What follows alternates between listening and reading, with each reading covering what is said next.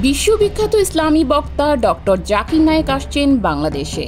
আগামী ২৮শে নভেম্বর তিনি ঢাকায় অনুষ্ঠিত হতে যাওয়া এক বিশেষ দাওয়াতি সম্মেলনে যোগ দেবেন বলে জানা গেছে।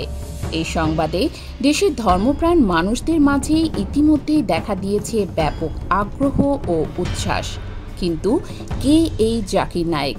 কেন তিনি আজ বিশ্বের কোটি মানুষের হৃদয়ে স্থান করে নিয়েছেন? আর এত জনপ্রিয় একজন বক্তাকে কেন ভারত সরকার দেশছাড়া করল? ডক্টর জাকির নায়েকের জন্ম ১৯৬৫ সালের ১৮ই অক্টোবর ভারতের মুম্বাই শহরে। সেখানে তিনি বড় হন ও পড়াশোনা করেন। পেশাগতভাবে তিনি একজন চিকিৎসক। ১৯৮৭ সালে মুম্বাই বিশ্ববিদ্যালয়ের টোপিভালা ন্যাশনাল মেডিকেল কলেজ থেকে তিনি চিকিৎসাশাস্ত্রে ডিগ্রি অর্জন করেন এবং পরবর্তীতে সার্জারিতে বিশেষজ্ঞ হন। কিন্তু চিকিৎসা পেশায় কয়েক বছর কাজ করার পরেই তিনি বুঝতে পারেন মানুষকে শুধু শারীরিকভাবে সুস্থ করা যথেষ্ট নয়, বরং আত্মিকভাবে পথ দেখানোই বড় দায়িত্ব। এ ভাবনা থেকেই তিনি চিকিৎসা পেশা ছেড়ে দেন এবং নিজেকে সম্পূর্ণভাবে ইসলামের দাওয়াত প্রচারে নিয়োজিত করেন। ১৯৯১ সালে তিনি প্রতিষ্ঠা করেন ইসলামিক রিসার্চ ফাউন্ডেশন বা IRF, যা ইসলাম প্রচার ও তুলনামূলক ধর্মীয় গবেষণায় এক অগ্রণী প্রতিষ্ঠান হয়ে ওঠে।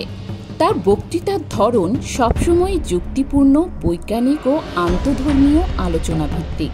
তাই মুসলিমদের পাশাপাশি অমুসলিমরাও তার বক্তব্য আগ্রহ নিয়ে শুনে থাকেন। শুধু তাই নয়, তার অনুষ্ঠানে উপস্থিত বহু অমুসলিম শ্রোতাকে ইসলাম গ্রহণ করতেও দেখা গেছে। হ্যাঁ, কিন্তু ওটা পড়া তো পাপ নয়, তাই না? দিল লাগায়া গদি সে তো পরি क्या चीज है।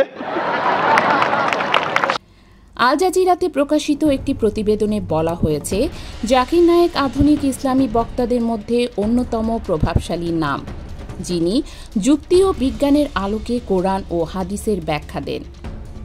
২০০৬ সালে তিনি প্রতিষ্ঠা করেন পিচ টিভি, যা বর্তমান বিশ্বের ২০০টিরও বেশি দেশে দেখা হয়। এই চ্যানেলের মাধ্যমে তার খ্যাতি ছড়িয়ে পড়ে বিশ্বজুড়ে। ইংরেজিতে তার দেয়া বক্তৃতা অনুবাদ হয়ে প্রচারিত হয় বাংলা, উর্দু, আরবি সহ নানা ভাষায়।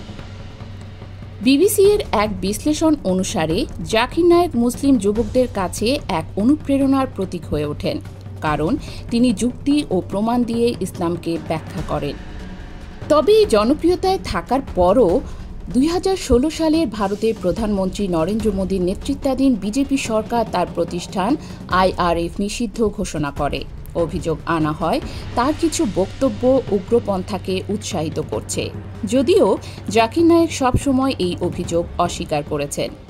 দ্য হিন্দু পত্রিকার এক প্রতিবেদনে বলা হয়, ভারত সরকার তাকে উগ্রবাদ ছড়ানোর দায়ে অভিযুক্ত করে দেশ ছাড়তে বাধ্য করে। এরপর থেকে তিনি মালয়েশিয়ায় স্থায়ীভাবে বসবাস করছেন এবং সেখান থেকেই ইসলামের দাওয়াতি কাজ চালিয়ে যাচ্ছেন। বক্তৃতায় প্রায়ই ডক্টর জাকির নায়েক বলেন, ইসলাম হল যুক্তি ও প্রমাণের ধর্ম। তিনি কোরআনের বৈজ্ঞানিক দিক, নবীদের বাণী ও আধুনিক বিজ্ঞানের সঙ্গে ইসলামের সম্পর্ক নিয়ে যুক্তি দেখান। তার বক্তৃতার একটি বিখ্যাত লাইন, যদি ধর্মের ভিত্তি যুক্তি ও প্রমাণ না হয় তবে তা শুধু বিশ্বাস নয়, অন্ধ অনুসরণ। জাকির নায়েকের অবদান শুধু ধর্মপ্রচারেই সীমাবদ্ধ নয়, তিনি বিশ্বব্যাপী আন্তঃধর্মীয় সংলাপকে জনপ্রিয় করে তুলেছেন। ইসলাম, খ্রিস্ট ধর্ম, হিন্দু ধর্ম, বৌদ্ধ ধর্ম সহ বিভিন্ন ধর্মীয় বিশ্বাসের পার্থক্য ও মিল তুলে ধরে মানুষকে সত্যের পথে আহ্বান করেছেন। যদি কেউ আল্লাহ তাআলার কাছে আত্মসমর্পণ করে তাহলে তাকে বলা হয় মুসলিম। ডক্টর জাকির নায়েকের বিরুদ্ধে ভারত সরকারের নিষেধাজ্ঞা এখনও বহাল থাকলেও তিনি আন্তর্জাতিক পরিসরে বক্তৃতা দিয়ে চলেছেন এবং মুসলিম বিশ্বের এক অনন্য কণ্ঠস্বর হিসেবে পরিচিতি বজায় রেখেছেন।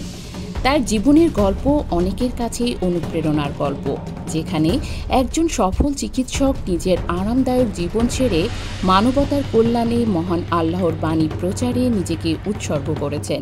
বদলে গেছে, বিকৃত হয়ে গেছে, নতুন জিনিস ঢুকেছে। আগামী ২৮শে নভেম্বর তিনি প্রথমবারের মতো বাংলাদেশে আসছেন। এবার হয়তো বাংলাদেশের মানুষ শুনবেন তার আলো ছড়ানো বক্তব্য।